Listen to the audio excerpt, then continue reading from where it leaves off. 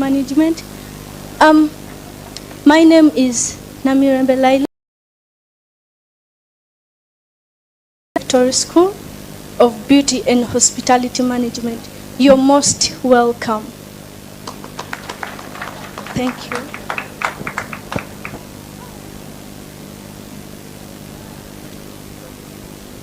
Protocol observed. I thank you, our dear parents, for coming today. Our dear graduates, thank you for struggling up to this day. Our dear teachers, thank you for the work done. Mommy, thank you for coming. The treasurer in the alumni group of Victoria School of Beauty, thank you for coming.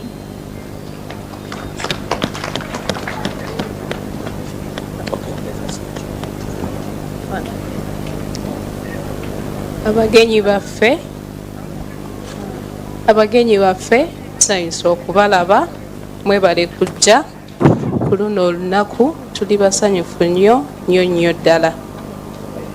Amannya agange yenze Nansubuga Rebecca. I am the secretary, alumni team.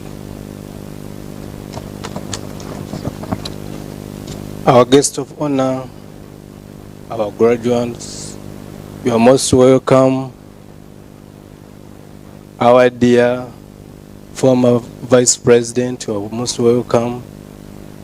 Hira Nabimanya, a member of alumni group, you are most welcome.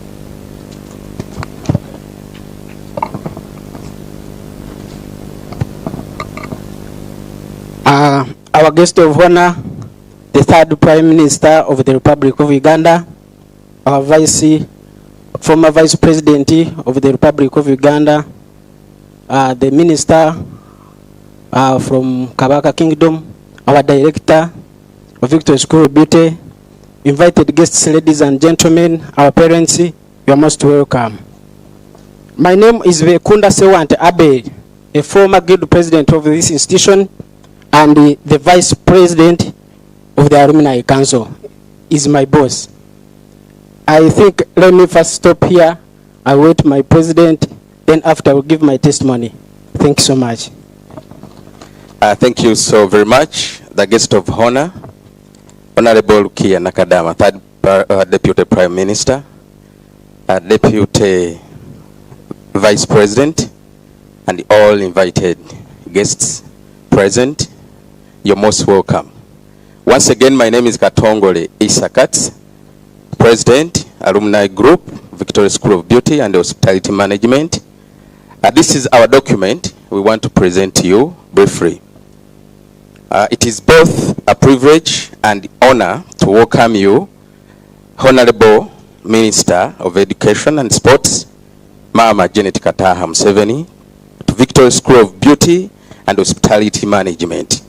On behalf of the Alumni Council and indeed the entire school community, we express our sincere gratitude for gracing this institution with your presence.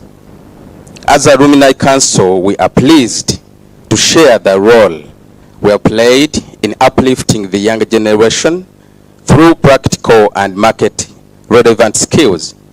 True to our motto, your skill, your job, your future.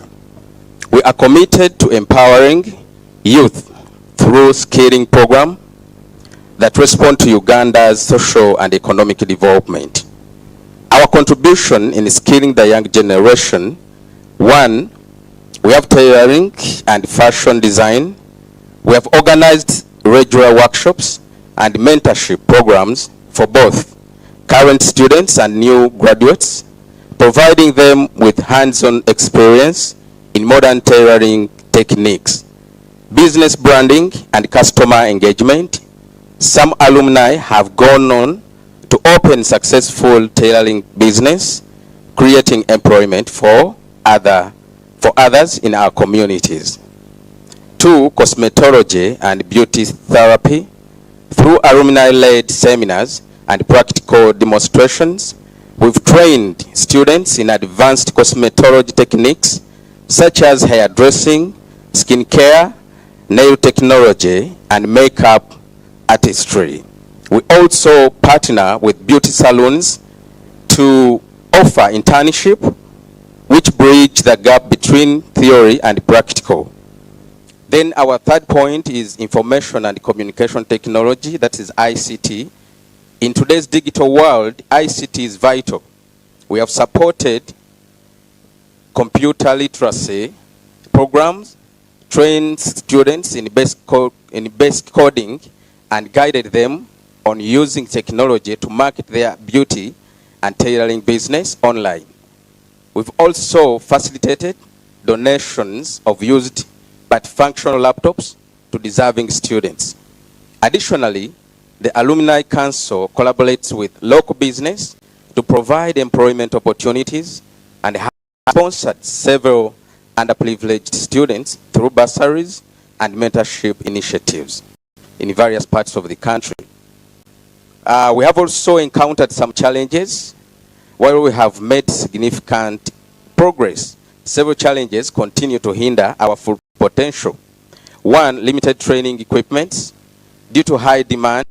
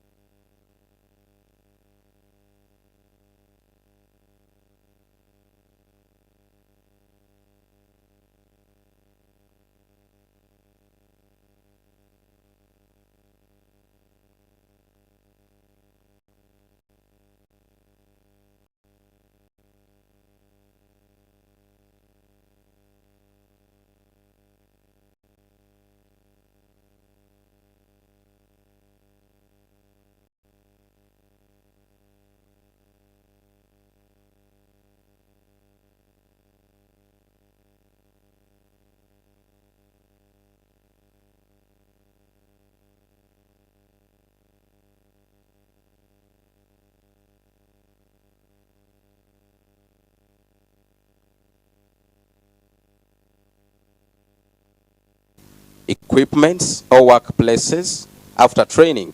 This limits their ability to apply their skills acquired. As alumni, we would like to spread ourselves in all regions of the country to ensure that hands-on skills are enhanced, but our transport facilities are limited.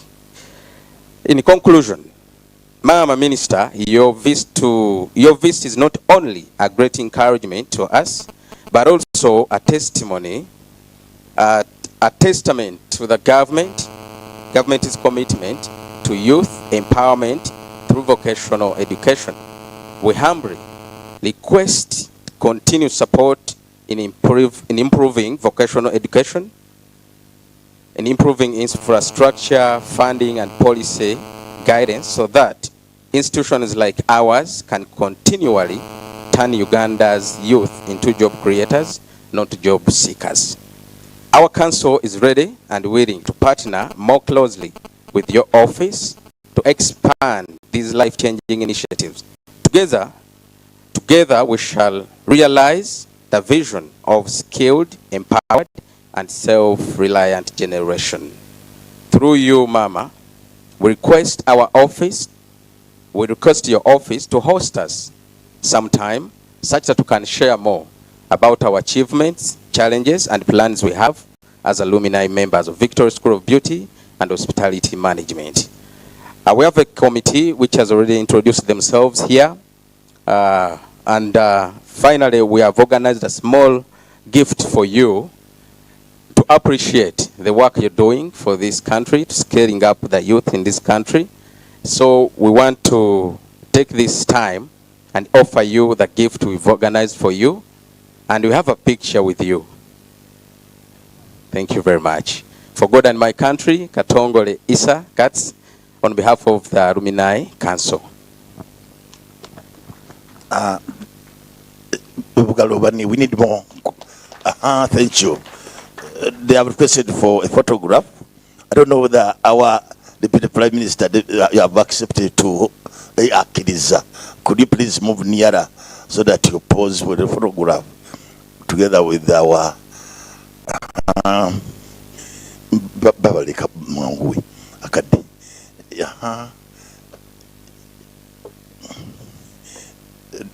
Yeah, we would like to request the former Vice President to join them. Tata Nawambwa. Join those people in that photograph. Tata Minister owekitiibwa bakkiriza abantu abo mufuneko nabo ekifaananyi.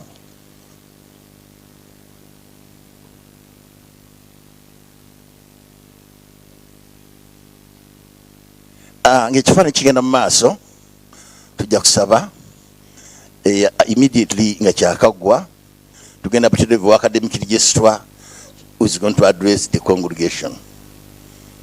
Academic registrar is going to address the congregation. Alumni, thank you very much for the testimony and for your gift that you have given to our dear guest of honor. Thank you very much.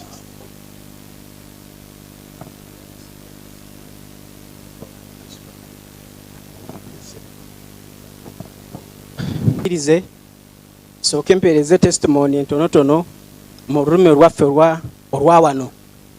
Manyi tubeera mu church batusomesa batugamba nti tugenda ntwefuura nnyo abazungu ate bwe tutuuka era ne kusoma oluzungu Bible etuuka n'etulema. Kakati nzikiriza mpereze testimony yange mu rulimi lwaffe Oluganda. Mama nsaba nkutegeeze nze beekunda Sewante abeera ate mu ngeri y'emu nali guild president wano. Nasomera wano mu cosmetology nentikirwa 2018. Mama bwe namala okusoma wano Mr. Director kaziba nti anfunira omulume ekyotera owa Honorable Minister Kyeyuna Aruna Kasolo. Bwe natuukayo ne nfuukira ddala ow'amaanyi kubanga bye nasoma nabitegeera. Mama nzikiriza abantu bano boolaba na bano abatikiddwa wano yeffe be bayita abataasoma. Naye mama njagala nkusabe tufiire ddala ab'amaanyi kubanga ffe kye tuli ne kye tukozeeko ensi ekiraba wabweru. Kino sikwewaana nze n'ettendekero nali muto foundation school. Naye mama njagala nkusabe tufiire ddala ab'amaanyi ekiraba wabweru. Kino sikwewaana nze bonna batumanyi nga kazaalibwa ng'akatandise okutambula. Mama nsaba onzikirize nkutegeeze nti mu mirimu gyaffe gye tukola abaana be twakasomesa tetubamanyi na muwendo. Naye ekyenaku ffe abaana be tusomesa tubasomeseza ne bwereere. Naye mama njagala kutegeeza nti abaana n'emmere baagala ogibasasulire. Era mama nkusaba nkwegayiridde tusaba otuyambeko tulabe nti abaana bano be tuyambako ne bafuuka ab'amaanyi nga ffe kubanga ensi ffe yatutwala nga tetwasoma. Naye olwaleero sinze nandibadde ndi wano n'abaana bano bonna. So mama nkwegayiridde nfukamidde tufiire ddala ab'amaanyi. Abantu bano balaba bagamba tetwasoma naye ffe tutegeezeza ensi eggwanga kutegeera skill kyeki ate yeffe bennyini abantu badde tutuuka ku ground kubanga tumanyi obuzibu bwaffe ffenna ne bannaffe be tulese mu byalo kubanga ebintu bino bikolebwa nnyo mu tawuni naye ffe tugezaako okulaba nti ne ttiimu yange eno tutuuka mu byalo okulaba nti tukwatirako abaana kubanga abaana tebalina ssente amaka maavu nga bwe bimanyi. So n'olwekyo maama nzikiriza nkwebaze obw'okutuwa akadde ate oyongere okututulanga ab'amaanyi kubanga emirimu gyaffe gye twasoma abantu abaali bagiyita nga yabataasoma naye ffe ab'amaanyi kubanga buli omu ajjanga akwegayira n'omuzadde n'agamba omwana wange wuuyo gw'omanyi ky'onaamukolera. Tetugamba owaayi amwana ye wa ggwanga. Njagala ntwale omukisa guno nkutume maama otwebalize pulezidenti. Tumwebaza pulezidenti kubanga yalengerera wala n'agamba nti abantu bano emirimu gy'ebyemikono gyegigenda okuyamba eggwanga. Era omwana tasobola kubanga amaze okusoma ate n'agenda kulwana ne MP manya nga ayagala muggyeko aba atowooza ku mulumo gwe kubanga aba yekolera ssente ze. So n'olwekyo maama nkusaba tuusiza obubaka buno otwebalize pulezidenti maama olw'okulengerera wala okulaba nti emirimu gy'ebyemikono tetugitwala nga gyakusaaga. Tweyanzeege ku lwa Katonda n'ensi yange. Ssaabasajja Kabaka awangaale. naye bugalo musajja wakufukamira kufukamira mwana mudo okuzannya nebigambo era right honorable deputy prime minister sincerely he was very serious, has even reached to the extent of kneeling it down nekigambo mama nsaba nawe gikakateko mu maaso inshallah mama webale nnyo webale eddala. Now permit me to invite the academic registrar to come and address this congregation, please. Come. Thank you.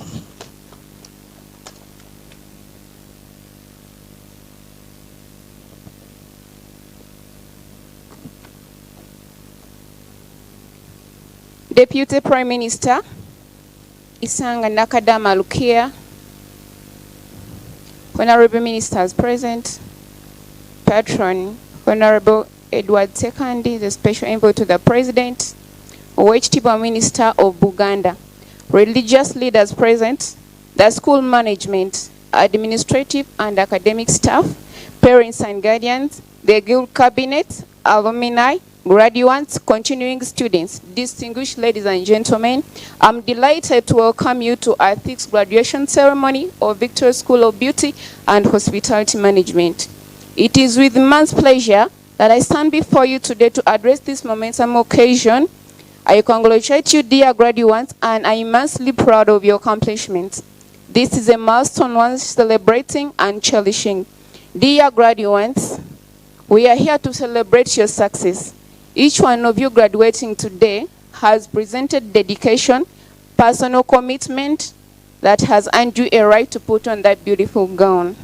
You should be proud of what you have accomplished. From the day you applied to study with us, everything we have done together has been leading us to this moment. The hard work of academic staff, the passion of the group of people who has made us one of the leading institutions in Uganda. I therefore thank all our staff for the courage and the support you have rendered to achieve this success. I pay a special tribute to our parents, families, and friends who have played their part in supporting a greater journey in helping you shape the future. They have been there throughout the studies, give you great times. The opportunities for creativity like you are immense, so be ready to embrace the challenges and opportunities right upon you. And I'm urging you, dear graduates, that always remember that success is not a destination but a journey. We look to you, dear graduates, to be successful professionals that you may lead to continue and develop this country. Continue to learn, continue to question, continue to seek, continue to exceed your expectations, but above all, continue to create. To be creative is to be human, and through creativity that we engage, we are uniquely in the world and making it a better place. I express my sincere appreciations and indulgences to our patron of this institution, Honorable Sekandi, who has provided all the necessary support to our institution and has ensured all the success in the academic journey. Thank you so much, our patron. And our dear guest of honor, Madam Nakadama, we are so much honored and we appreciate your presence today. You have really honored our function. I congratulate everyone who has made it today. Enjoy your moment and every day of your life. And lastly, I want to communicate to everyone who is here, especially our parents and to our graduates who are moving out today. Skilling is not failing. It is part of achieving your dreams.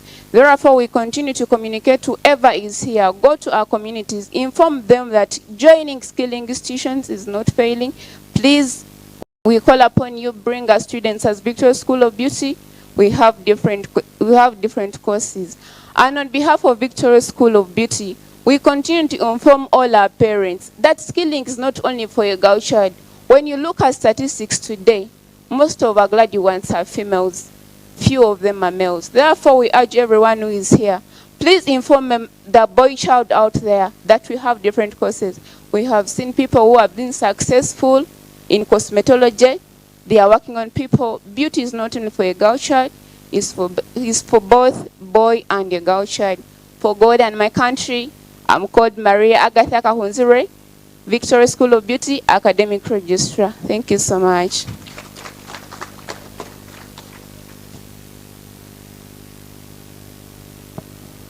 That was Agatha. You see, we have a proverb in Uganda, and Yakudira Muyimba, Talumia, Navirizim, Nayakade, Agatha, whatever.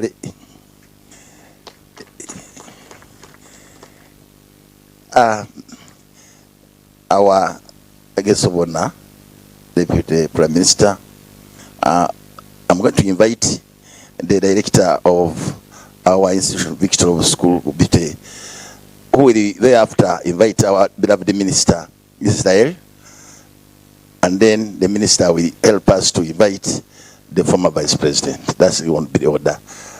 Permit me to invite the director of School of Beauty.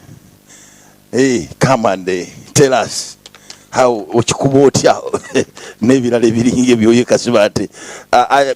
he starts to address this gathering, is Kasibante Robert, a brother to former vice president Edward Chonoka Sekandi, his brother.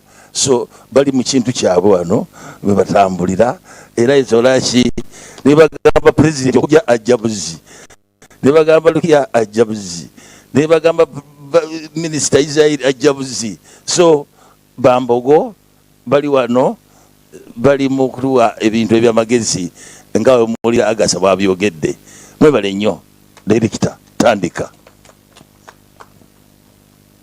Neyanziza nnyo neyanzeeke banaye mukubireko Mukama Katonda mu ngalo.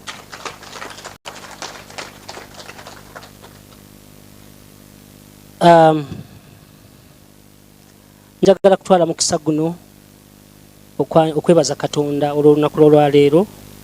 Nsaba tumukubireko mu ngalo ez'enjawulo. Njagala okutwala omukisa guno okwaniriza abagenyi baffe bonna bannange mbakubireko mu ngalo abazze wano. Kantwala omukisa guno mbabanjulire ate mulundi ogw'enjawulo. Njagala okwaniriza omugenyi waffe omukulu akiikiridde Maama Janet Kataha Museveni, ow'ekitiibwa Deputy Third Prime Minister omukyala Lukia Nakadama Isanga, mumukubireko mu ngalo. Njagala n'okutwala omukisa guno okwaniriza taata wange muganda wange ow'ekitiibwa Muzeeyi Edward Chonoka Sekandi ate nga Patron waffe. Njagala n'okwaniriza taata waffe ow'ekitiibwa Israel Kazibwe Kitooke, minister w'Obwakabaka. Njagala okutwala omukisa guno okwaniriza mukyala wange ali wano. Njagala n'okutwala omukisa guno okwaniriza bazadde bange abanzaala ne basisita bange. Bazadde bange wali maama nzaala ne taata wange nabo batudde wali nabo bayimuke mubalabe kumbawubire ku mukono.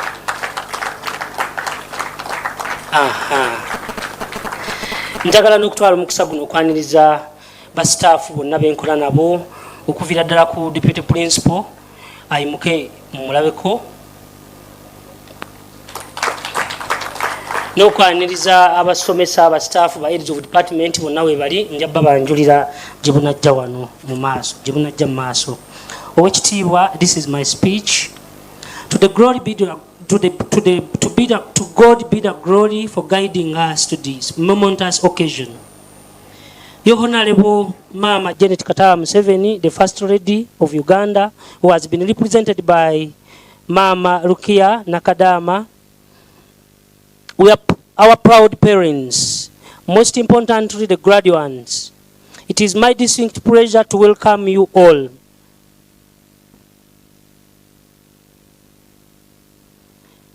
This memorable occasion, this sixth graduation ceremony of Victoria School of Beauty and Hospitality Management.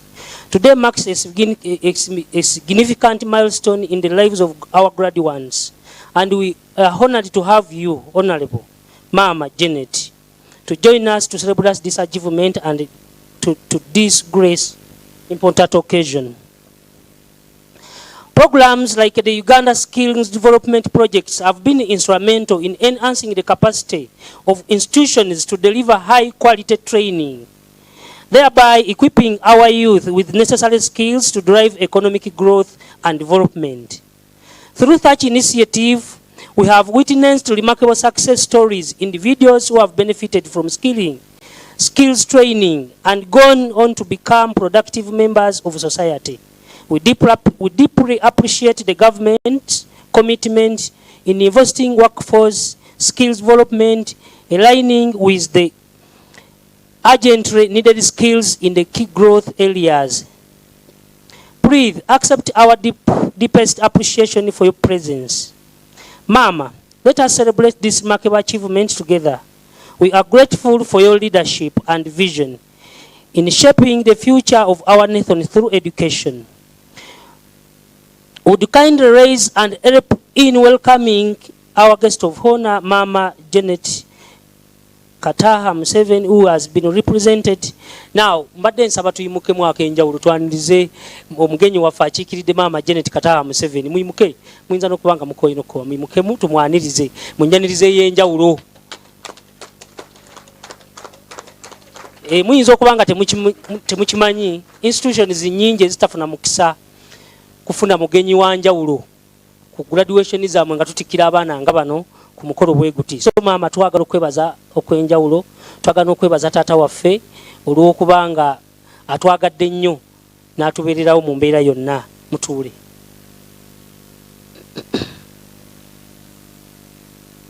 Would you kindly, Mama, and all our distinguished guests, present my name. My name is Robert Kasivante, the Managing Director of Victoria School of Beauty. I'm a proud product of Universal Primary Education, UPE, and Universal Secondary Education. I thank the government for availing me and fellow Ugandans the opportunity to access education since my father passed away while I was still an infant and couldn't afford school fees. Njagala okubategeeza mwenna abazadde abali wano nti ebiseera ebisinga tunyooma programu za gavumenti. I'm now talking this as a senior citizen.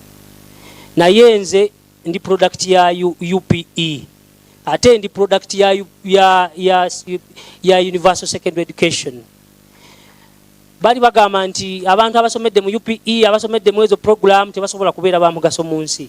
Naye ndowooza nina ettaffaali lye ntadde ku ggwanga. Ninga nava mu products, nava mu program za government. So njagala kwebaza government olw'omukisa ogwo gwe tuyambyeko okulaba nga naffe tufuuka ab'omugaso mu nsi. The story of this institution, Victoria School of Beauty and Hospitality Management, is one of humble beginning. Mama, I relocated to Kampala from Mityana to make a living. I started a small men's salon in Natete in January 2014 on the outskirts of Kampala. Twatandika essomero lino mu mwaka ogwa 2014 nga nvudde mu kyalo nga ndi muto. Bamaama abo nabaddukako ne mbagamba ngenze Kampala kuyiya. Tata burned down a police station. You remember that time when in Natete bwebayokya police ye Natete, ze bwe najja ne ngamba kanyambeko abavubuka ow'ekitiibwa, ne ngamba kanyambeko abavubuka tulabe nga tusolvinga crimes ezo ezibeerawo. Era ndowooza okuva ne nabeera mu Natete mpaka kati tulina improvement y'amaanyi. Mulimu ebintu ebitasobola kubeerawo kubanga tubasomesa ng'oggyeko bino ebyemikono naye ne patriotism, okwagala eggwanga lyabwe. I think I've done it to my best. Anyway, to cut the long story short, in 2015, with the guidance of the late AIGP Andrew Felix Kawes, I started the Victoria School of Beauty and Hospitality Management, offering only cosmetology courses at that time. 10 years later now, Mama, the institution has evolved and grown into a full-flagged vocational institute, full licensed and supervised by the Ministry of Education and Sports, empowering younger people with practical, life-changing vocational skills in various fields such as business management, catering and hotel management, cosmetology, tailoring, secretarial study, function decoration, radio and TV presentation, video editing, and other courses. Since its inception in 2015, over 120 students have graduated from this institution across various skilling programs.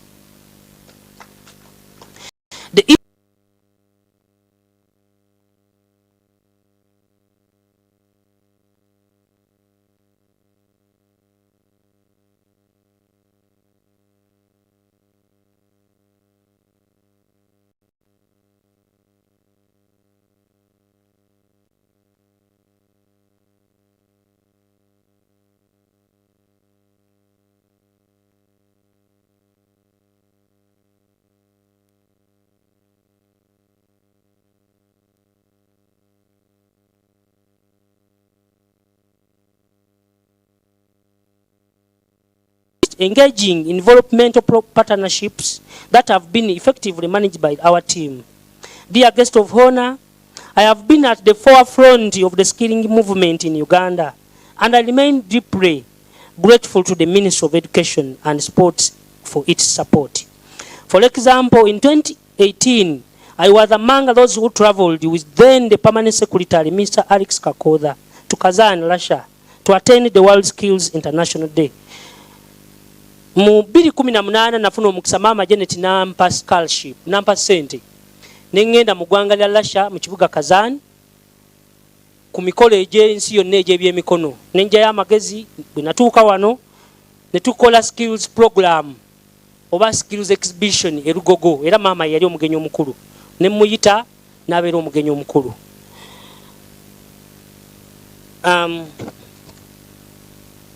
I was also one of the organizers of the World Skills Uganda Expo at Lugogo in 2018, where you graced the event.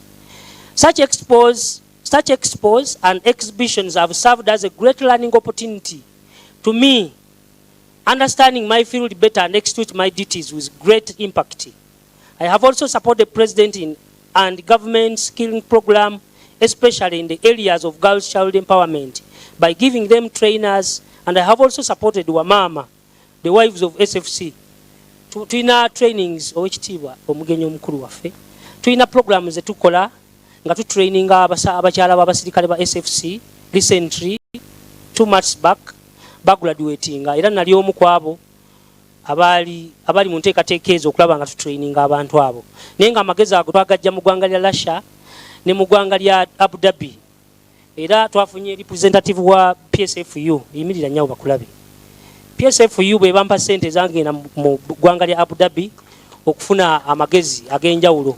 Balina ne special program gyenjija okumuyita abagambe ey'okuyambako abaana abagraduatinze. Kyemmanyi ne Central Lawrence University ejja giyamba. Abaana bamala okusoma nga babatikkira balina mwe baregisteringa ne babafunira emirimu ate ne babeera nga babasasulirayo ku mirimu nga PSFU ye basasulira. In 2017, with sponsorship from Private Sector Foundation Uganda, I had a chance to travel to Abu Dhabi for a World Skills International Conference where I learned a lot. Upon return, I started my country-wide tour to educate and uplift the youth. I have trained various youth in Vishen under the Mel Kalolo Kurut Foundation with the support of PSFU under Aisha Kasoro. I have been to Isinjiro on the invitation of Honorable Blightra Milama. I have been to Bukoto Central in Masaka. I have been to Kakindi in Musuju Mitiana in my village. In 2019, I got a chance to host the President, who appreciated the skilling work I'm doing for the nation. Mama, nafuna omukisa mu 2019 nenkyaza omukulembeze w'eggwanga. Era yasanyuka nnyo ku mulimu gwenkola. Nampa n'ebirabo ebisinga nabifuna. Waliwo byenkyabanja naye nabyo ngenda binona. Bansuubiza okubinona naye ng'ebisinga nabifuna. So twagala okumwebaza olw'omukisa ogwo gwe yatuwa. I continue to spread the skilling world on various radio and television talk shows when the chance avails to me. Despite all our progress, Mama, it hasn't been an easy journey. We have faced numerous challenges, including limited space of our Natet campus, which cannot no longer accommodate our growing student population. Previously, we used to receive government support through non-formal training programs, but unfortunately, its funding was scrapped off, affecting us significantly. We also face challenges relating to the high cost of skilling equipment due to high taxes. It has become increasingly difficult to acquire sufficient training machines. Additionally, there is limited support for exchange programs, which are crucial for learning and exposure. Nonetheless, we remain resilient and committed. Once again, I sincerely thank you, Mama, for honoring our request to grace the event. Your presence means a lot.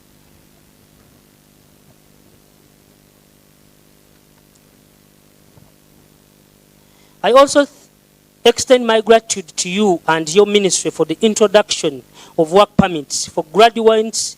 This will not only improve training qualities, but will also allow our students to compete in the global market. I also thank President Museveni and the government of Uganda for the progress policies that that are shaping our nation.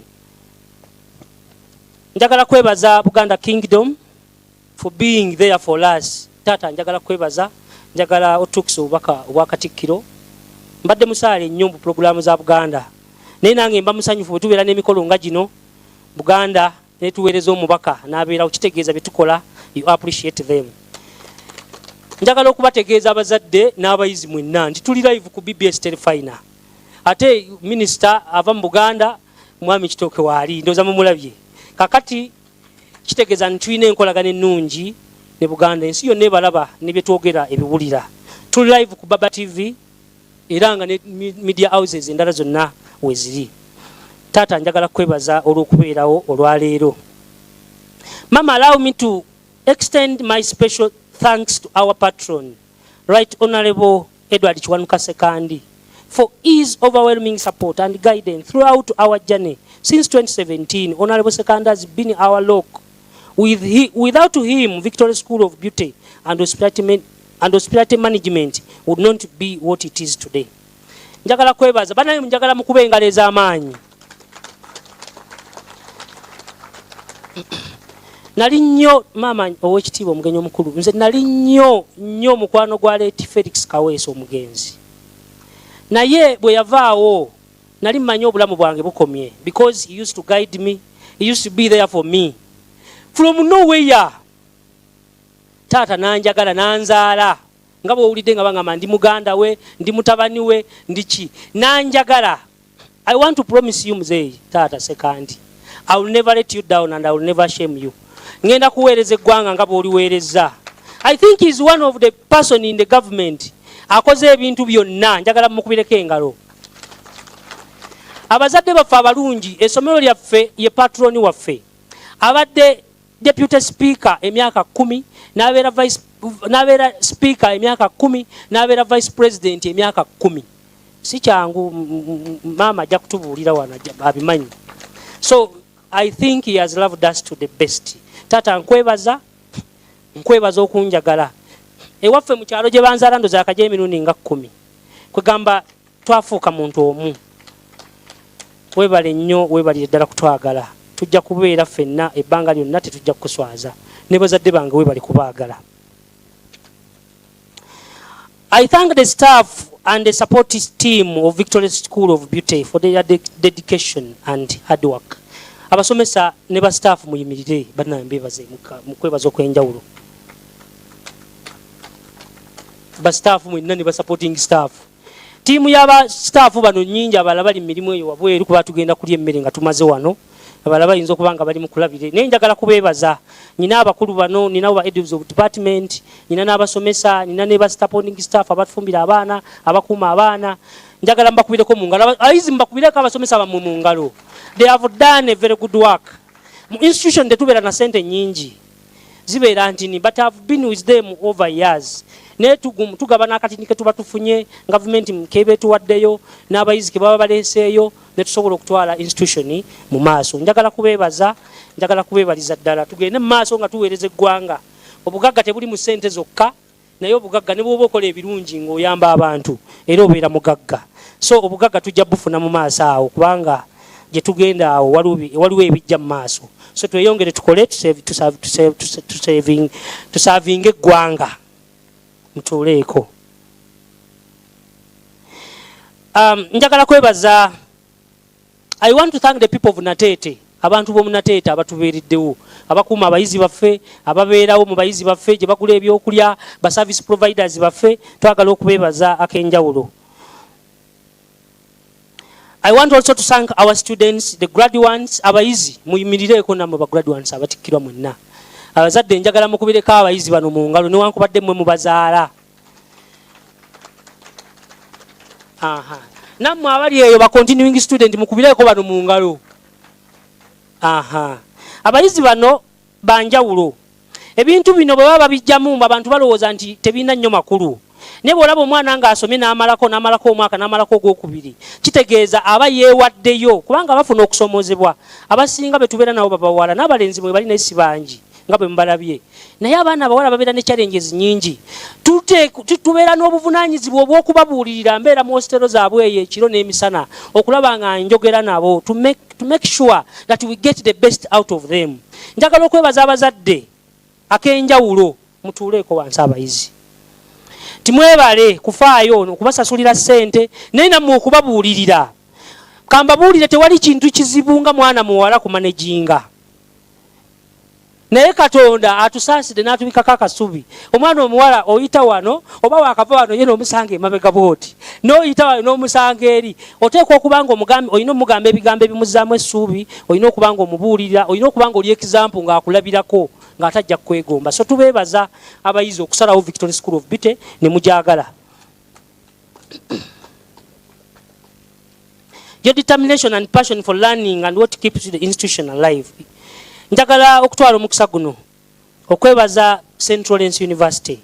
Njagala owekitiibwa Israel Kazibwe mwami ono mwami Peter Semakula ayimuke omulabe ye resident director w'ekifo kino ye mutabani w'omugenzi mu Kiibi bannannyini masomero gonna aga Central Lawrence Schools ne university eno. Mwami oyo twakolagana nnyo ne twagalana tulinga baluganda manye ewuwe amanye ewange amanye ewaffe omanyi wali byanjawulo ewange n'ewaffe naye manye ewuwe manye ewaabwe amanye ewaffe tukolagana bulungi ekifo kino akituwa ne tukozesa facilities ku bwereere nga tatuggyeko ssente si lwaleero lwokka naye n'ebbanga lyonna taata tukwebaza naye nange bwe mbeereyo ku TV nga njogera ku bya skilling ne Central Lawrence njogerako kugamba buli omu asupportinga munne. So twagala okwebaza olw'omulimu omulungi gw'okoze mu ggwanga twagala okwebaza VC njagala okwebaza mwami Kimbuga abaddewo awo kutusobola okukolagana naye ne management yonna ya Central Lawrence University olw'omulimu omulungi n'okutwagala naffe tukibasuubiza tugenda baagalira tujja kutambuliranga wamu. Mwebale nnyo mwebalire ddala. Finally, to you the graduates, once again I wish you the best in the next chapter of your lives. And I want to tell you, success is worked for, is not wished. Omuntu okubeera bulungi mu nsi olina kukola nnyo.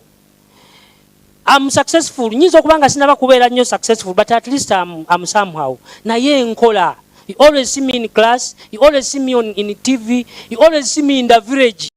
Owekitiibwa omugenyi waffe omukulu nasaba taata wange muzeyise kandi muganja njagala kwesimba okuba member wa parliament obwa busujju nanzikiriza era ndi mukulumba kati omulundi ogunaddako mujja kunsanga wano omwaka ogujja nga ndi member wa parliament owa busujju. Naye kikyenjegezaako okubategeeza abayizi nti kukola nnyo okubeera obulungi mu nsi omuntu takwagaliza nti nkwagaliza obeere bulungi. You must work hard. I slept here alone kubanga bano babadde bakola emirimu gyabwe abasomesa nga bagikolera eri ate nabo bagikoze bulungi kubanga buli kimu kiraba kitambudde buki nenze nasazeewo mbeere wano sobola okukola ekifo kino naye n'ebirala ndooza mundaba mu kirasi mundaba buli wamu nga nwana nnyo okulaba nga mbeera bulungi kubanga bwe mbeera bulungi nammwe mbeera bulungi ate ne famire yange ebeera buki ebeera bulungi. So mbasaba mukole nnyo temwesaasira bwaba bakuwadde omulimu bwe kiba kuzuuka ssaawa emu zuuka ssaawa emu bwe kuba kuzuuka ssaawa 12 zuuka ssaawa 12 because mu bulamu okubeera obulungi olina kukola nnyo. Maama obadde njogera naye ku ssimu ono omugenyi waffe omukulu azze naye obadde alina meeting zasooseemu ziringa 6 nga baŋŋamba kati ali wano bw'ava wajja bw'ava wanajja twali tulina okubeera ne maama Janet. Maama Janet wayiseewo ennaku nga 3 emabega ne baŋŋamba tusaasire tugenda kuweereza prime minister naye ne bikwatagana ne batuweereza third prime minister, which is okay kubanga era mama tukwebaza atuwadde obudde n'abeerawo. Njagala okubeebaza njagala okubasaba mukole nnyo ate mwagale nnyo bye mukola kubanga kye kisinga entanda gye nsobola okubasibirira. Nga mmaliriza njagala okuorganizinga abagenyi bano ab'enjawulo. Njagala okuliorganizinga muganda wange Ismail Walusimbi imukako bakulabe muganda wange tubeera naye tukola emirimu. Njagala okuliorganizinga muganda wange Serugo Ismaili. Njagala n'okwaniriza maama wange ak'enjawulo akasembayo. Maama yimuko otunuleko ino abantu bakulaba oba onfaanana kategeere nti gonzaala bayinza okulowooza nti oli mukadde nnyo nze first born. Maama oyo andeze bulungi anjagadde nnyo ne basista bange namwe muyimukeeko. Aha baabo ne baddota bange bali awo mubalabye awo nga bazannya be ba first dota bange abo batudde awo. Njagala okwaniriza dadi wange naye ali wali ekyemmanga taata Akileo Kabanda imukako naye bakulabe. Aha fena tuli bambogo. Aha njagala okwaniriza njagala n'okubanjulira mukyala wange yimirira bakulabe bayinza okuba tebakulabye. Bazadde mbere bagumu abaana mbakuma bulungi omukyala gyali ewaka ampa amagezi bwenzirayo nga banyiiziza abo batoloka bakola batya naye kati bwenzirayo nga matya tukole bwe tuti ne bwe tuti webale nnyo webalire ddala. Njagala okwebaza ba alumni students muyimirire abasomerako wano nga muzze. Aha n'abalala tiimu nnene naye abalala bali mu mirimu. Njagala okwebaza ba alumni students muyimirire abasomerako bali mu mirimu. Njagala okwebaza muganda wange nkwebaza nnyo nkwebaliza ddala. Njagala kwebaza muganda wange ono protocol ono twamutuma protocol ayina amateeka yaze wano ekiro n'ayombesa buli muntu n'agamba nze sibyagala kuti njagala bibeerewo ebiti era n'abitereeza okubiteeka ku level naye njagala okumwebaza weebale kunjagala tubeera naye buli wamu. Bamuyita Mwami Ssebaggala akola mu Buganda Kingdom ku nteekateeka za Kabaka. Njagala okuwaniriza omusajja ono omuganda wange omusiraamu ono taata Aji yimirira naye bakulabeko. Oli omabaga temuseka abayizi ono tukyamwe kakati jangu yimirira bulungi bakulabe. Omwami ono naye alina essomero yalitandikawo nga tannaba kulijesalinga ne mugamba nti ayakolera wansi wa center namba yaffe era essomero litambula bulungi abayizi ngendayo nendaba buli kimu nga kitambula bulungi kubanga nze mu Ministry of Education ndiwaayo nnyo kubanga ensonga zonna mu ministry tuzitambuza bameka tuzitambuza babiri. So webale nnyo webalire ddala for everything n'abasomesa bo kyemmanyi nabo bazze wano. Njagala okumaliriza nga mbebaza mwenna. Njagala okwebaza media houses zonna. Njagala okwebaza Bukede TV, njagala okwebaza UBC, njagala okwebaza BBS Telefina abataddeko live, njagala okwebaza Baba TV, njagala okwebaza emikutu gy'enjawulo gyonna. Njagala okwebaza my sister Anatalia Ozilu gwe mulaba yategese omukolo guno buli kimu ye yakisetinze bulungi nnyo. Webale nnyo webalire ddala abantu bangamba ekintu kirungi era tujja kutambula nga ffenna nammwe abali yabala mu muwemiki emirimu. Ntwala omukisa guno okubebaza n'okwebaza abazadde abatutaddemu obwesigwe ne mutwa abaana. Mwebale nnyo mwebalire ddala Katonda abaddizeewo abawe bye musinga okwagala. Njagala okutwala omukisa guno bampadde obuvunaanyizibwa okwaniriza ow'ekitiibwa Israel Kazibwe yate yanatuyitira patroni waffe ate ayite omugenyi omukulu bw'anaamala okwogera then tugende mu pulogulaamu y'okutikkira ate tugende ku kyemisana. Kwaniriza taata.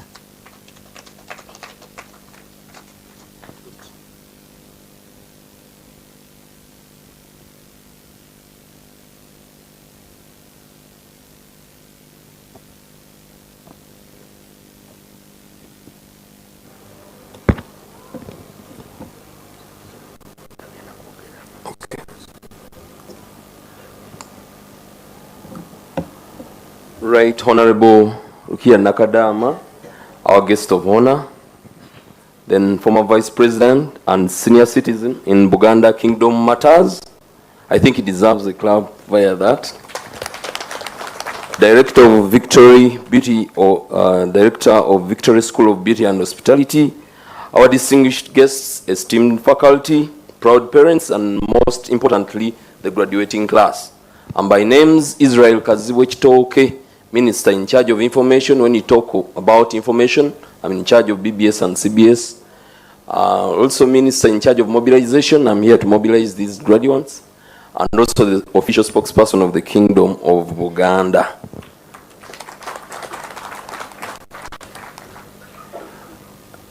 It will be demeaning if I don't speak some bit of Luganda. We've had a lot of English for the day. So allow me, guest of honor, speak a few things in Luganda, then I will ice it with some bit of English. Bannaffe abafunye ekitiibwa kino olunaku lwa leero, manyi nti muyise mu kusoomozebwa kungi, muyise mu kwewaayo kwa amaanyi nnyo okulaba nga mutuuka wano. Ffe nga Buganda Kingdom, mu nkola ey'omulembe omujja, tulina ebintu bina bye tutaddeko essira. Ekisooka kwe kukolera mu bwerufu. Bwe tugamba nti okolera mu bwerufu, obeera wa mazima.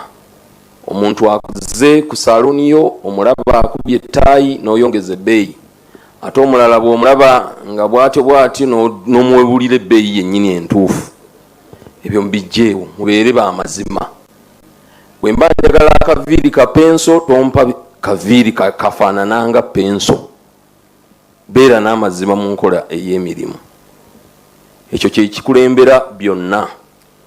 Ekirala okubeera abamalirivu n'okkola n'okwagala. Okubeera abamalirivu entandiko teba nnyangu. Director ababuulidde ebintu bw'oba okola oluusi bibeera bizibu, naye obumalirivu bwo bwe bujja okufuula ow'amazima era bwe bujja okufuula omuwanguzi. Nga muli mu beauty eyo mutereeza abantu, nja kubasaba mufeeyo nnyo ku nnono n'obuwangwa bwaffe. Abantu ennaku zino feesi bazibyudde ne bazijjamu bazifumba ne ziva ne mu kkala yaazo mwobamanyidde. Nasoma n'abaana nga baddugavu ngenda okubasanga nga biiru bazungu bwettuku. Buulirire omuntu ayagala okwefuula ng'akyusa kkala ye mukutegeeza woomerawo wano, naye gwe si kufuna ssente olw'okuba ozeetaaga omugambe weetaaga ddala obeere muzungu. Ebizibu byajja okufuna bimubuulire. Abalala Katonda yakutonda ng'oli muddugavu bulungi, oli muserebende ye muntu aba talina kabina. Naye bano bw'ogenda mu beautician akugamba waliwo buno bwe tukookerako, oluusi baba batambula ne bugwa n'oggwa n'akwata akabina ke n'akazzaayo. Bw'oba obuulirira abantu teekamu ak'obuwangwa ako n'ennono, ebintu bisobole okuba nga bigenda mu maaso. Bannaffe abalala basalako obukoowekoowe obutunudde eno geno bulangubula butambula bwambuka eno waggulu. Ebyo byonna byonna mubuulirira abantu ti awo bwo bulungi naye tujja kwongerezaako akatonotono, baleme kubeera nga bejja mu mbeera eyo gye balina okukoleramu. Ekisembayo tubasaba okukola n'okwagala. Omuntu buli okola n'okwagala tokoowa. Buli kintu kyonna okikola n'okwagala kivaamu omulamwa. Naye abantu buli kimu bakola galibe ngalye. Kasitoma ze tomubuuzizzaako bulungi, tomwaniriza olulala tagenda kujja. Eno ensi gye mugendamu nzibu nnyo. Bw'otakola na kwagala tosobola kufuuka ekyo ky'olina okufuuka. Zinali nnyo mu by'amasomero ago era kati nnyinawo amasomero 2. Naye nga twatandika mpola kupangisa bizimbe by'abantu ne tukolamu amasomero. Katulina agaffe. Lwakufaayo okukola n'okwagala. Naye buli lw'okola nga tolina kwagala tojja kugenda mu maaso. Mbasaba mufeeyo nga mugenda mu nsi, mugenda okukola. Ng'abawala mbalaba mujja kusanga okusomozebwa kungi. Muli ba beauticians. Basajja onazze n'onazze mubeetegereze topa kukka. Ate teweejaajaamya obulwadde gye buli. Nja kubasaba ebintu ebyo mubigoberere, mujja kusobola okuwangula.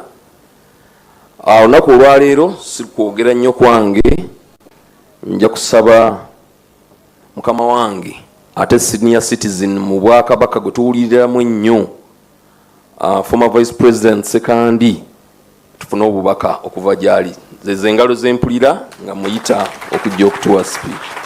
Ssaabasajja Kabaka awangaale.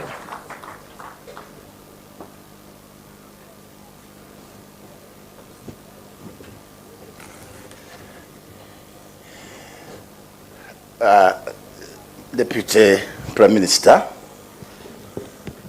and our guest of honor on this 6th graduation ceremony, permit me to read a document from the former Vice President Edward Chwanu Kasekandi Nawambwa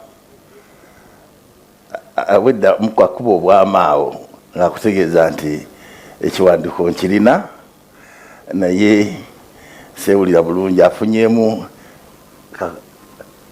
akantu ku mumiro tajja kusobola kwogera naye ng'ekiwandiiko yaze nakyo. I would like to request his ADC to get you a copy of the document that I'm going to read so that it is a clear indication that I'm reading exactly what is on the paper. Ensonga lwaki alonze nze weri mukigamba mukadde wange oyo Edward Chwanu Kasekandi mbadde political assistant okuva mu 1999 ng'agenda mu CA ate nembeera personal assistant nga speaker of parliament maze n'emyaka mingi nnyo nnyo akati ebiseera ebisinga wabawo ensonga agamba gwowe ogikwata era kangikwate nga bwenkwata endala bulijjo. Ebigambo bigamba bwe biti. Omutwe guliko Office of the President kubanga tukimanyi mukozi wa President Yoweri Kaguta Museveni. Speech by Edward Chwa Sekandi, special envoy to His Excellency the President of the Republic of Uganda, Vice President Emeritus, Patron of Victoria School of Beauty and Hospitality Management, on the 6th graduation ceremony held on 9th May 2025. Right Honorable Rukia Isanga Nakadaga, the 3rd Deputy Prime Minister, distinguished guests, esteemed faculty and staff, proud parents, graduates, ladies and gentlemen. Good morning. I think it's already good afternoon. It's a great honor to welcome you all to the 6th graduation ceremony of Victoria School of Beauty and Hospitality Management. On behalf of the entire Victoria School community, I extend our deepest gratitude to Right Honorable Rukia Isanga Nakadama for accepting to be our chief guest on behalf of Mama, the First Lady, and the Minister of Education and Sports, Honorable Janet Karaha Museveni. Your presence underscores the significance of education in the shaping of a nation's future, motivating us to continue to nurturing talent and innovation. Today, we celebrate the significant milestone, the hard work, perseverance, and achievements of our graduates. As a patron, I warmly congratulate each of you for your dedication and resilience. You have not only gained technical skills, but have also grown into capable, compassionate, and visionary individuals ready to face the future. As you move forward, I urge you to uphold the values and ethics instilled in you. Dream broadly, stay true to your principles, and never lose the spirit of perseverance that brought you here. I also sincerely thank our dedicated faculty and staff for your tireless efforts, and the families and the guardians for their unwavering support. This success belongs to you as well. Our dear graduates, as we embark on your new journeys, remember that true success is not only in personal achievements, but also in giving back to your communities. The world needs your talents, your passion, your compassion. Congratulations once again. May your future be bright, purposeful, and fulfilling. May God bless you in all abundantly. Thank you. I'm Edward Chonka Sekandi Nawambwa.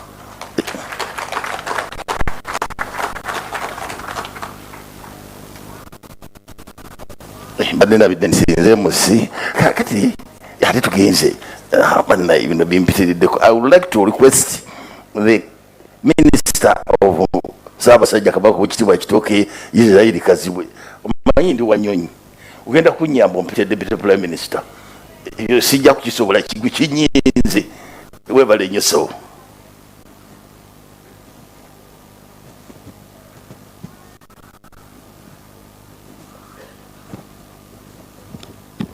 Dear distinguished guests, with the powers entrusted to me at this very juncture, let me invite the 3rd Deputy Vice President, the 3rd Deputy Prime Minister to come and say something to us.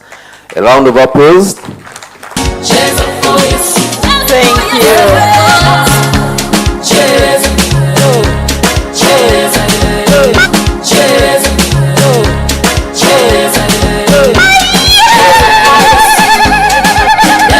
Thank you. Thank you very much. Omulabye. Webale okiriza Deputy Prime Minister mama webale njo. Yes, sebo tweyanziza kubanga mbadde saagala musumbuwa. Naye ate bw'amaze n'abeera ddala ng'akoze ekiriyo. Thank you so much, Your Excellency. Your Excellency, the former Vice President of the Republic of Uganda, Edward Kiwanuka Sekandi, the local government leaders present here, the Chancellor and Director of Universities present here, the leadership of the Victoria School of Beauty and Hospitality Management Administration, parents and guardians, our dear graduates, distinguished guests, ladies and gentlemen, good afternoon. I'm here to represent the Prime Minister who was supposed to officiate at this function, but because of other equally important duties of state, she has delegated me to be here on her behalf. She has traveled to Chitigum, so she's very far from this place, but she's with you in spirit. I'm called Nakadama Rukia Isanga, and I'm her third deputy and minister without portfolio. But I'm also member of parliament for Mayuge district. So I saw the Mr. Kasivante. Yes, he's also warming up. He said next time he will be here as a member of parliament. We pray for you. I don't know whether you are coming as NRM. NRM. Wow. Give him a round of applause. So I think he's preparing. Right now we are preparing our structures, and people who are here, please let us join those structures so that we vote NRM, because it is because of NRM that we have got even these institutions that are giving us awards of excellency.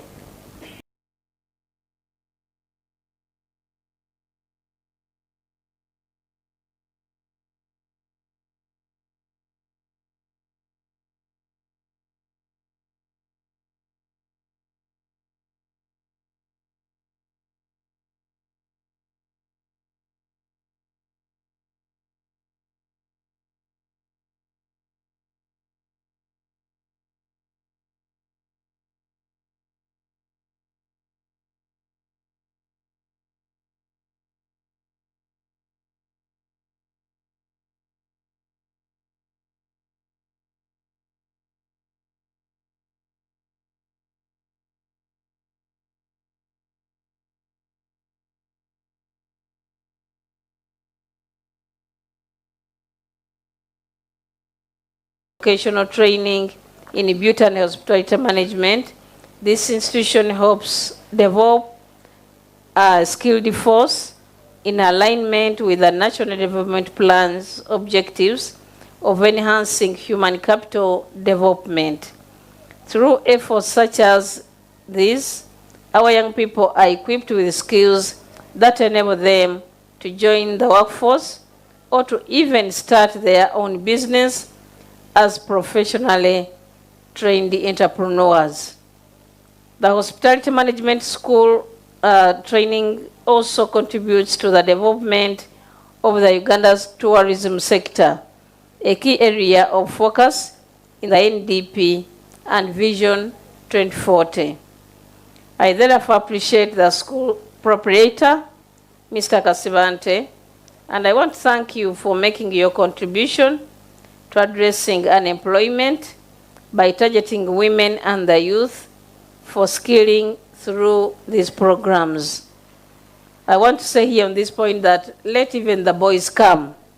Dear parents and guardians, encourage the boys to come, because we know poverty does not only bite one sex, it is for both, and poverty doesn't know gender. So as we bring in the girls, let us also bring in the boys. I hope the skills for the boys are also there. Let us use this opportunity to draw your attention to the recently passed Technical and Vocational Education and Training Act 2025. I thank government for passing this legislation, which aims at modernizing and improving the TVET sector in Uganda. This legislative framework ensures that TVET is more relevant to industry needs and that the training programs and institutions are professionalized with established, well-regulated and accountable governance structures. It's among other things, provides for the regulation and quality assurance of TVET providers and trainers, as well as the registration and licensing of artisan, craftsmen, and technologists. Therefore, this legislation marks a new milestone in the development and promotion of the TVET sector in Uganda. This further guarantees that Uganda's workforce is adequately prepared for both domestic and foreign job markets. By promoting the relevancy and competitiveness of technical education, improving professionalism in TVET training, and developing high-quality TVET education. We've been taking youths for external employment, but sometimes you find that in those places where they go, they request for people who are skilled. They want those who can do the woodwork, those who can live in a saloon. They want people who can do the, who can, you know, those different scaling programs. I don't know the ones you have here, but sometimes you find that those people are not there. Yet they've been in their villages seated, and we have opportunities of such training schools like this Victoria School of Beauty and Hospitality. So let us take this advantage to bring our children, our youths to come here and be informed. I therefore urge all the institutions of the TVET sector to familiarize themselves with this new legislation and regulatory framework and to comply with the new standards and requirements therein. It is important that in line with this legislation, every institution ensures that their programs focus on developing competences that meet the current labor market demands, both locally and internationally. Furthermore, I implore you to invest in ongoing professional development of your artisan and trainers so as to keep abreast with industry trends and best practices. Now turning to our young graduates, congratulations indeed. We all have every reason to celebrate your achievements and thank you for all the hard work that has gone into the completion of your courses. As you go out into the world to apply your skills by joining the workforce or even establishing your own businesses, it is my prayer that beyond the technical expertise that you have acquired here, you will serve your integrity and adopt a good work ethic.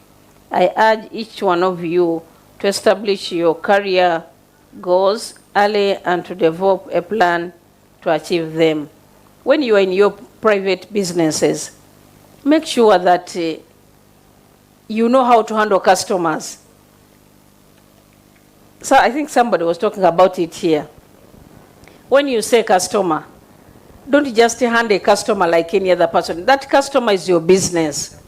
When you know how to handle customers, then they'll say, how come that the other person, all the time people are going into his or her shop or her business?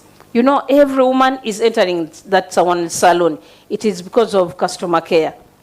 When you go down here in town, you find that some people don't sell because when you enter, they first look at you, they look at your shoe, they look at your dress, they look at your hair, then they determine whether you are going to buy or not. Because you've dressed in a way that doesn't show that you have the money, then they will handle you anyhow like that. You end up going out of that shop without buying, yet you had come to town to buy. You've come to shop, but because of that customer care, ono talabika kugula, alabika ne sente talina. Sibye mugamba? Alabika ne sente talina. No sigala ng'omujooga olw'endabika ye gy'alabiseemu. Every customer matters a lot to your business. Tojooga muntu lw'andabika ye. Mukwate ng'akwata customer omulala yenna. Nga gwolaba n'oli agwolaba nti ndowooza yeetimbye nnyo ayinza n'okuba nga talina sente. Kati ono bw'ati bwe yakula yesu bwe yeeyisa najja akola ebintu bye era abeere ng'akuwadde sente. So make sure nti every person who enters in your business bw'aba ayingidde ku business premises zo aveewo ng'omuggyeko sente zazze nazo. No, si kuzimuggyako mu bubi, kyentegeeza ng'omuwadde service. Bw'onooba okoze bw'otyo ogenda okulaba nga naawe opromotinze ekifo kyo, ofunye, you have employed many people, era ng'abantu batandika okwenyumiikirizaamu kubanga ne expertise ogenda gifuna because you get customers who come who come to your place for that service. Endeavor to maintain a positive growth mindset by embracing challenges and viewing setbacks as opportunities for growth. Identify the core values that will determine your service and avoid conforming to the culture of corruption as well as poor work ethic. The Bible urges God's people not to be conformed to the standards of this world. And this is my advice to you today from the Romans chapter 12, verse 1 to 2. So then, my friends, because of God's great mercy to us, I appeal to you. Offer yourselves as a living sacrifice to God, dedicated to his service and pleasing to him. This the true worship that you should offer. Do not conform yourselves to the standards of this world, but let God transform you inwardly by a complete change of your mind. Then you will be able to know the will of God, what is good and is pleasing to him and is perfect. The end of quotes. Consequently, I call upon you to determine to the pace setters of integrity and honesty in your generation. Choose to intentionally set the standards of conducting business with integrity and trustworthiness in your industry, since this will distinguish you from other competitors. By doing this, your generation will transform the narrative of the standards of doing business in our country, as you all offer a service that you can be proud of and that pleases God, as we have just read from his word. As I conclude, I would now like to thank the parents and guardians gathered here for believing in your children and supporting them through this career path. I encourage you to continue giving them guidance as they embark on this new chapter in their lives. Your role as a parent is a lifetime calling and service. Once again, I congratulate you all on this great occasion, and I wish you success now and in the future for God and my country.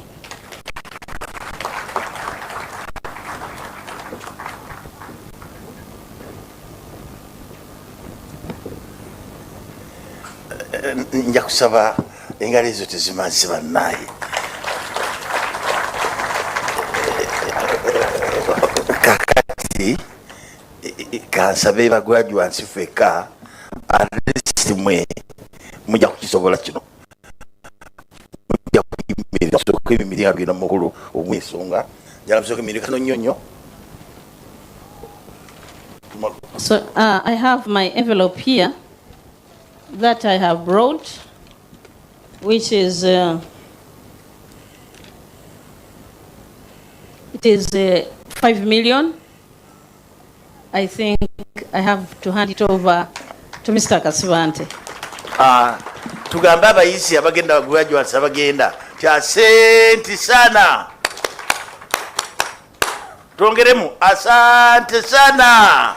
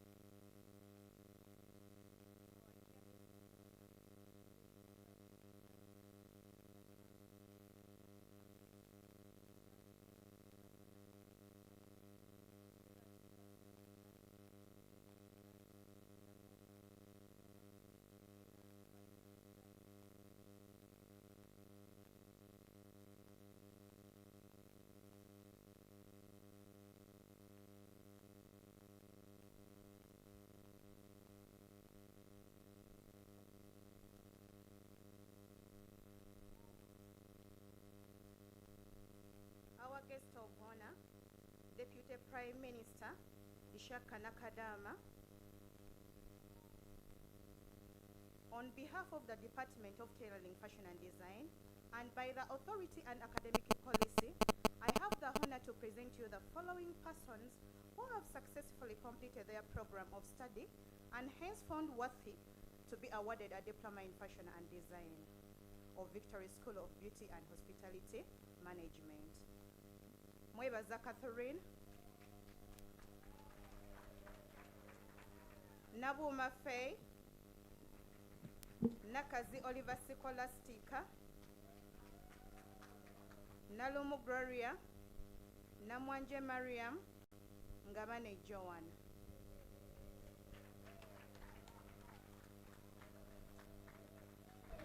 I have the honor to call upon the head of the Department of Journalism to present to you graduate for conference of Diploma in Journalism of Victoria School of Beauty and Hospitality Management.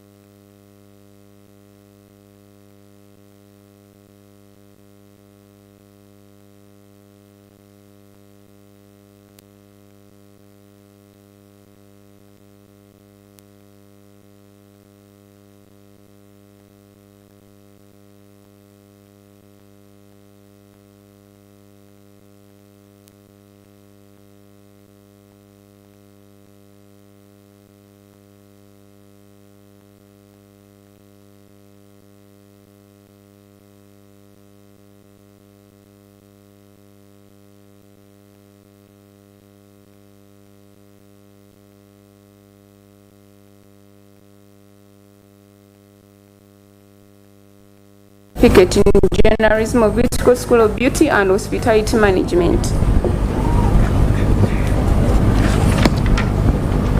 Our dear guest of honor, the third Deputy Prime Minister, Right Honorable Kia Nakadam, on behalf of the Department of Journalism, by the authority of the academic policy, I now have the honor to present to you the following persons who have successfully completed their programs of study and hence found worthy to be awarded a certificate in journalism of Victoria School of Beauty and Hospitality Management. Nakas Margaret, Chimera Mark Francis,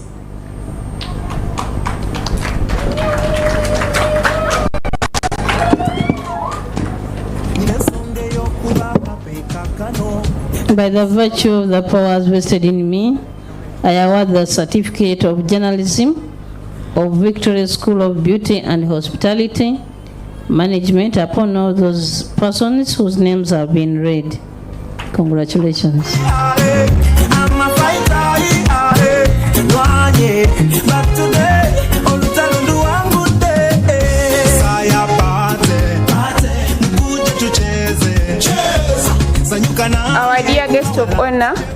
have the honor to call upon the head of Department of Function Decoration to present you graduates for conferment of Certificate in Functional Decoration of Victory School of Beauty and Hospitality Management.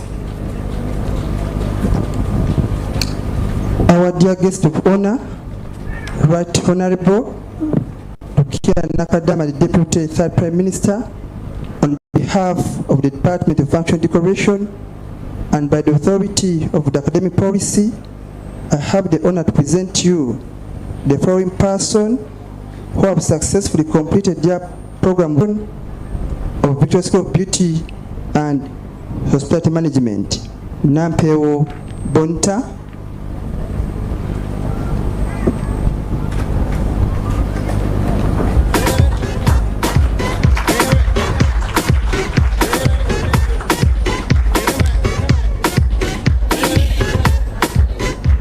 By virtue of the powers vested in me, I award the certificate in function decoration of Victory School of Beauty and Hospitality Management upon all those persons whose names have been read. Congratulations. Nobody can say no when Jesus said yes. Nobody can say no. I'm not worried. Our guest of honor, Deputy Prime Minister, I have the honor to call upon the head of the Department of Cosmetology to present you graduates for conferment of Certificate in Cosmetology of Victory School of Beauty and Hospitality Management. Our dear guest of honor, on behalf of the Department of Cosmetology and by the authority of the academic policy, I have the honor to present you the following persons who have successfully completed their programs of study and hence found worthy to be awarded a certificate in cosmetology of Victory School of Beauty and Hospitality Management. Abitegetha Sandra, Aharizilia Kilian, Amono Kevin, Ampire Grace, Akunda Pamela, Aikori Shami, Bakobye Angela, Kalunji Joan, Kanyago Lydia, Lamono Mase, Lanyeo Scovia Rachel, Makori Elizabeth, Mazi Patience, Babazi Amina, Monica Anye Ateni Barash, Mutesi Mary, Nababulani Viola,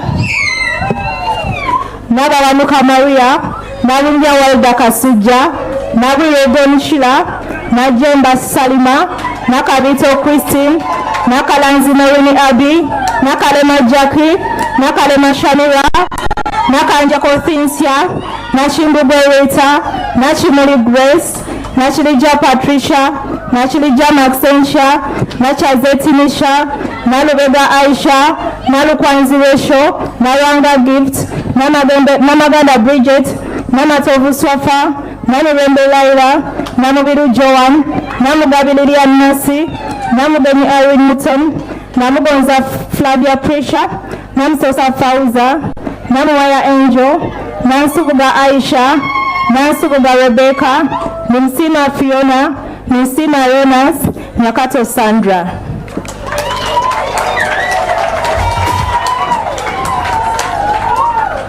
Hope the camera is getting all of you.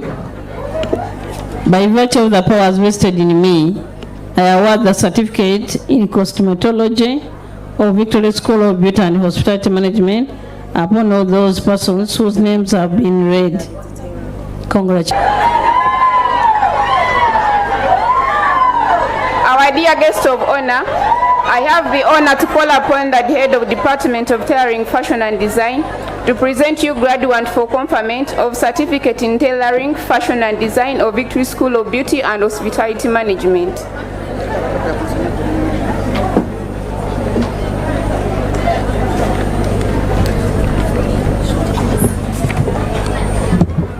Our dear guest of honor, Deputy Prime Minister Rukia Nakadama, on behalf of the Department of Tailoring, Fashion and Design, and by the authority of the academic policy, I have the honor to present to you the following persons who have successfully completed their program of study and hence found worthy to be awarded a certificate in fashion and design of Victory School of Beauty and Hospitality Management.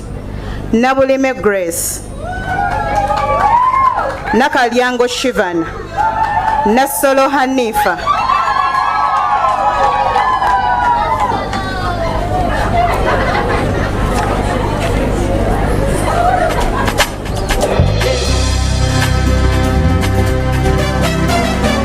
By virtue of the powers vested in me, I award the certificate in tailoring, fashion and design of Victoria School of Beauty and Hospitality Management upon all those whose names have been read. Congratulations. On behalf of Victory School of Beauty and Hospitality Management, and by the authority of the academic policy, I have the honor to present you the following persons for notice who have successfully completed their short courses of Victory School of Beauty and Hospitality Management. Mirembe Pauline, Makeup, Queen Elizabeth, Makeup, Henna and Veiling, Sekaja Jonathan, Braiding, Weaving and Hairstyling, Nasuna Beyonce, Braiding and Makeup, Namutamba Ashmat, Hairstyling and Makeup, Nampewo Shalwa, Makeup, Mutoni Phoebe, Styling and Makeup, Nabudime Amina, Makeup and Hairstyling, Musisi David, Hamdad, Mechanics.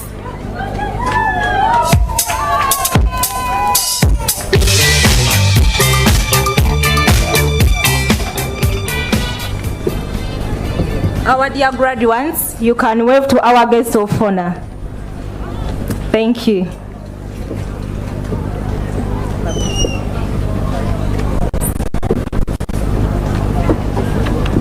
Congratulations. Our dear guest of honor, on behalf of Victory School of Beauty and Hospitality Management, and by the authority of academic policy, I have the honor to present you the following persons for recognition who have performed excellently in the academic programs at Victory School of Beauty and Hospitality Management. I therefore invite the director to give us those students. Bano nze mbasoma anti mnabawala mbagamba buli ssaawa. Njagala oveeyo wano tukulabe nawe ne banno bobadde osoma nabo bategere twabasinze. Njagala kuyita Nakazi Oliver Scholastic, Namuwaya Angel, mujje wano mu maaso.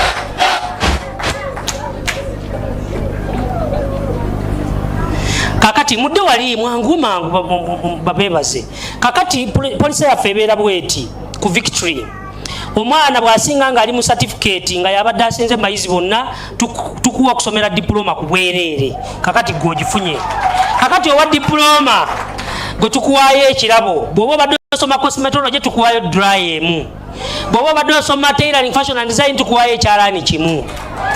Kakati agenda okusoma diploma gojja kujja tugenda kubulira programu za otandika okusoma kyekirabo tukikuwadde mu maaso g'omugenyi waffe omukulu. Then Congratulations. Then owa diploma gwe ojja kujja tukuwe abadde asoma cosmetology ne tailoring. Kati owa cosmetology obadde ku certificate ogenda kujja tukuwe dryer ku Monday. Tweyanziza. Njagala kwebaza abazadde b'abaana abo. Abaana abo mbadde mbeera nabo mu kisulo, mbadde mbeera nabo mu hostero. Omugagga abawaddeyo ku ssente. Webale nnyo taata. Abaana abo mbadde mbeera nabo mu kisulo.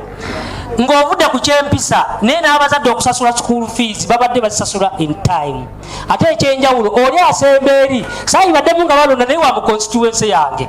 Nali awo nenkigwako bugana naye weka Kindu gye banzaala. Naye bambi mwebale kubeera na mpisa ne gye mukolera emirimu mbere bampisa mweyise bulungi. Abasemberayo ddala b'empisa muddeyo mutuule. Abasinze okubeera n'empisa be tuyita most disciplined students.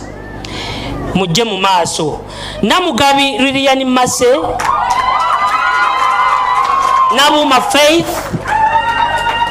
Nangobi Lilian, Namugabi Lilian Mase and Nabuma Faith. Muntu w'empisa ne bw'aba atambula era omulaba ng'atambula mpisa. Abazadde baffe abalungi, abagenyi baffe abakulu n'abagenyi ab'enjawulo be twayise, abaana b'ebbanga lye tubadde nabo babadde beeyisa bulungi, batuuka mu budde, tebatoloka, tebayomba, tebageya, bambala bulungi, buli kimu nga beeyisa bulungi. Njagala okwebaza abazadde b'abaana abo n'okubasaba nammwe abazadde abalala. Sigamba nti bano nabo tebeeyisa bulungi, nabo badde beeyisa bulungi, naye abo be bakize ku bannaabwe. Era njagala okubeebaza ne gye mugenda ne gye mubeera mweyise bulungi. Ebirabo byammwe mujja kgenda, buli omu ajja kgenda wa head of department gyagwa muno n'ebirabo byammwe nga tumaze omukolo. Mwebale nnyo, mwebalire ddala.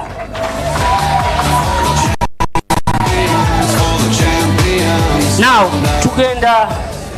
tugenda mu kaseera katuyite omutambizi waffe atuyambe tumalize omukolo.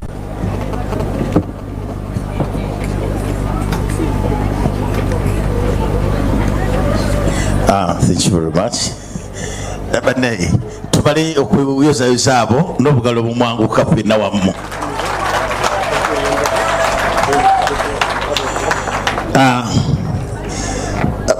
Our guest of honor, Third Deputy Prime Minister Mama Rukia Nakadama, permit me to invite you to dissolve this congregation, and then after we shall have photographs. Sorry, the anthems to be followed by the photograph thereafter. Thank you.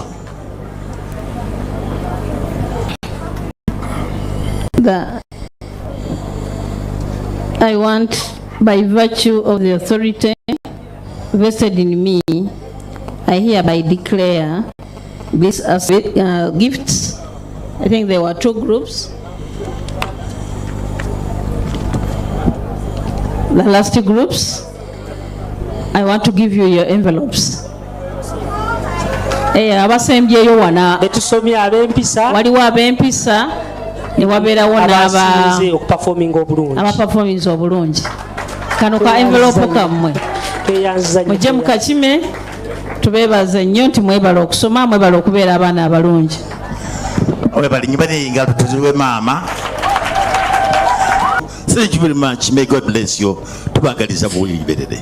Ssaabasajja Kabaka awangaale. Nga tetunayimba twagala kwebaza ssebo w'ekitiibwa okuva mu gavumenti ya Ssaabasajja. Banange mukubireko obugalo obwedda ali wano.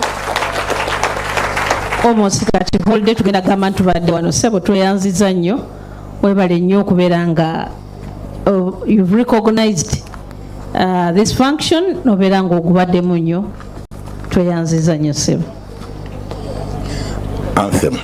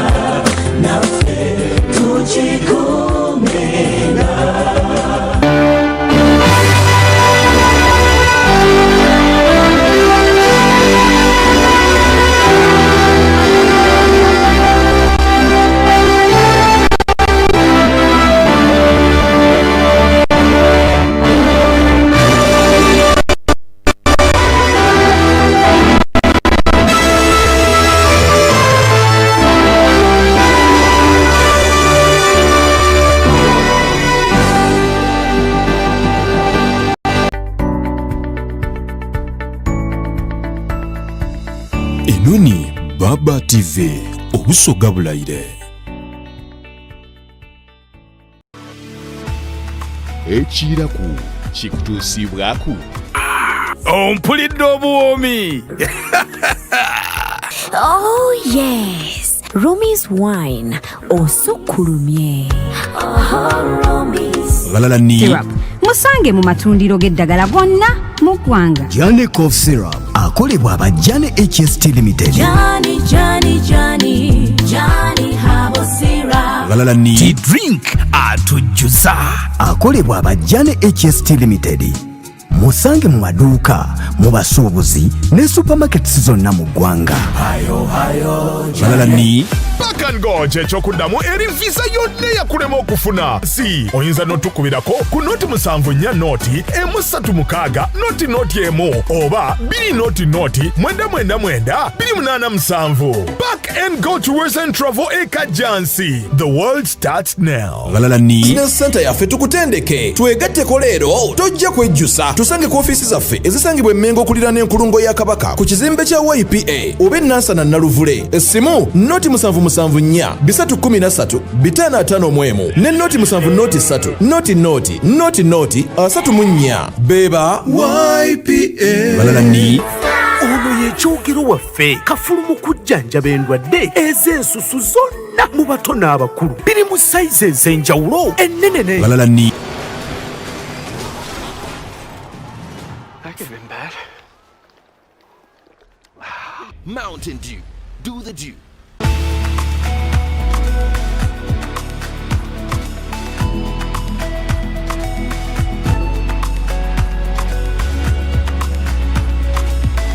Enoni Baba TV obusoga bulayire.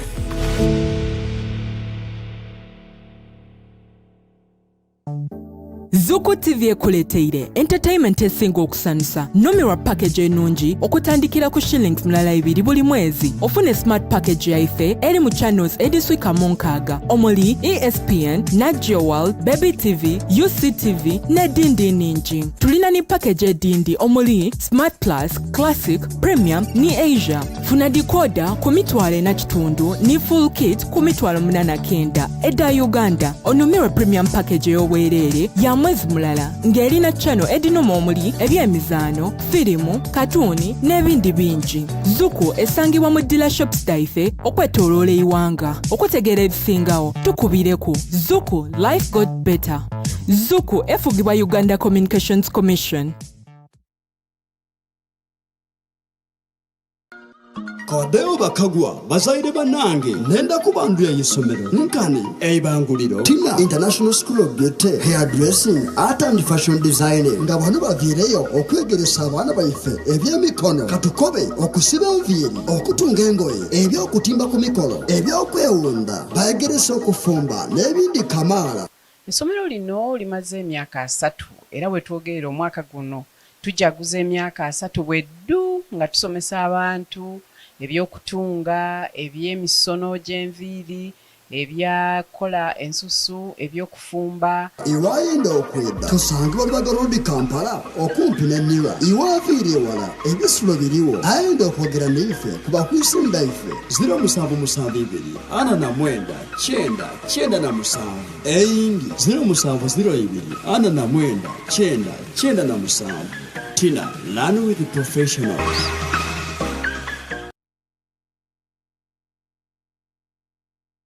Here's your chance to win school fees for your child for a whole year. Just pay school fees using Momo. Today